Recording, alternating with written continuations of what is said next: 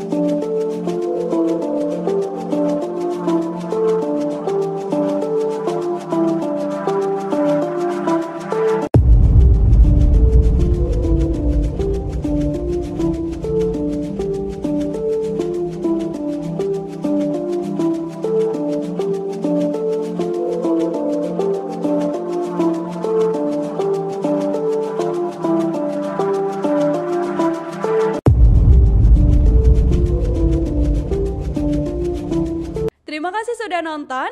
Jangan lupa like, subscribe, dan share ya.